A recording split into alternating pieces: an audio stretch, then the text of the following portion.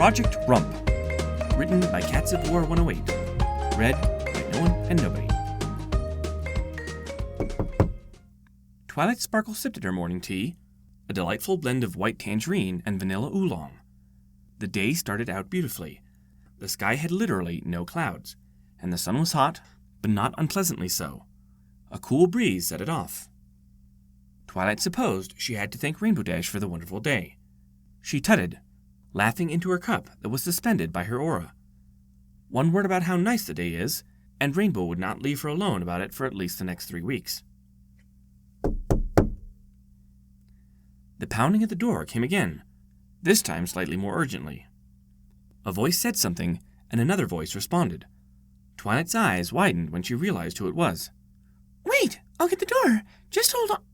A blur shot through her window and crashed into Twilight. Pinkie followed, gracefully diving through the window.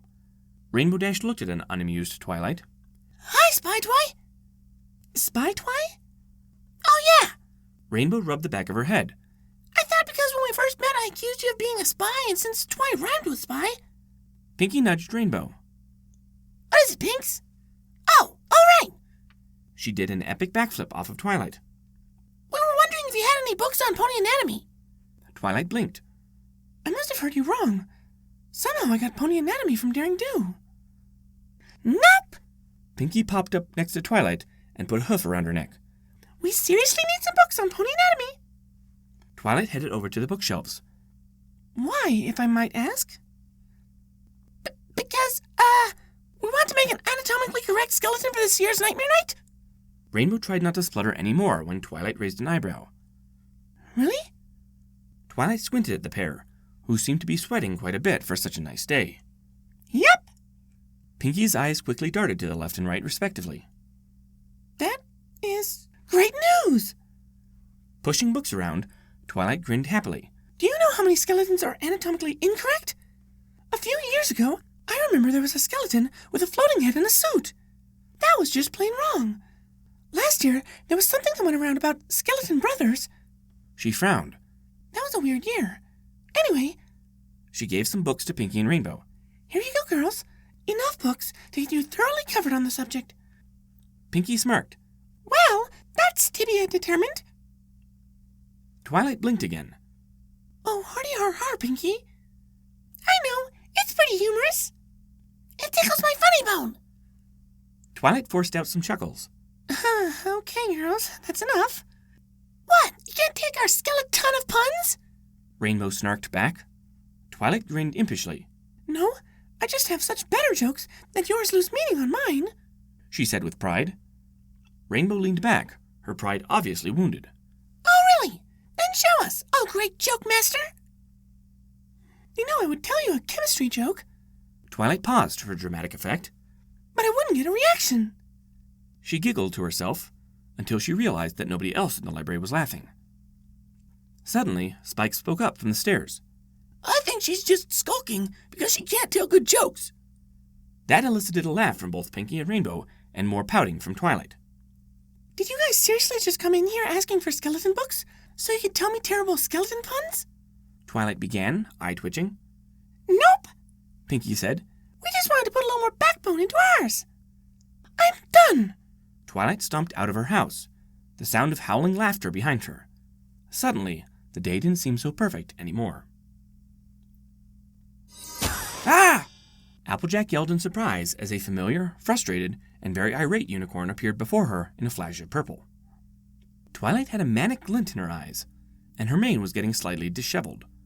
"Applejack!" She leaned in, very close to Applejack's face.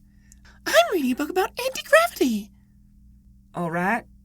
"It's impossible to put down." Applejack stared, feeling a little afraid.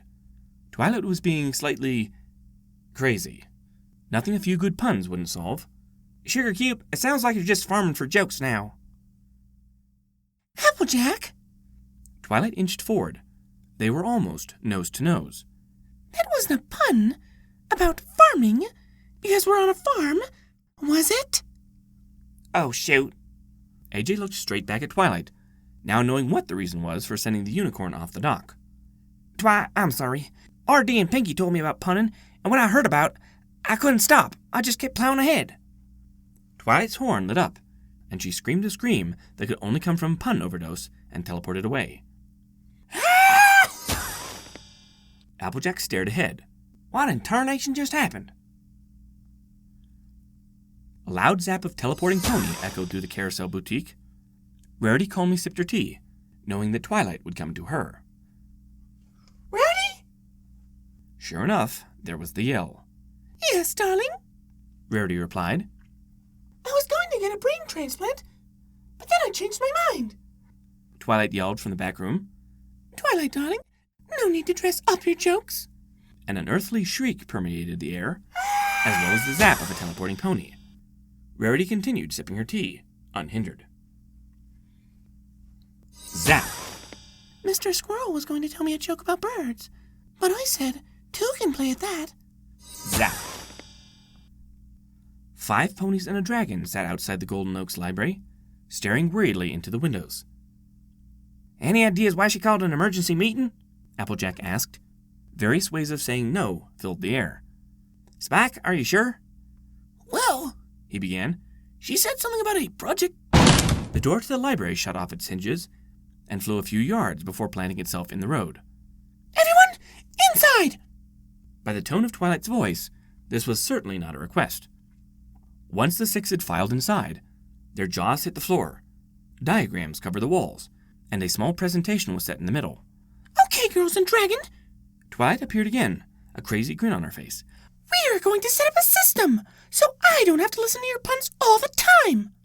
Pinky and Rainbow shot each other a look that basically said, We went too far, didn't we? This system is called Project Resist the Urge to Make a Pun. Twilight flipped the paper on the board, revealing a sign with the words, Project Resist the Urge to Make a Pun. No! Pinky burst out laughing, tears streaming down her face. Pinky! Twilight snapped. What is so funny? Sorry, Twi, but it says...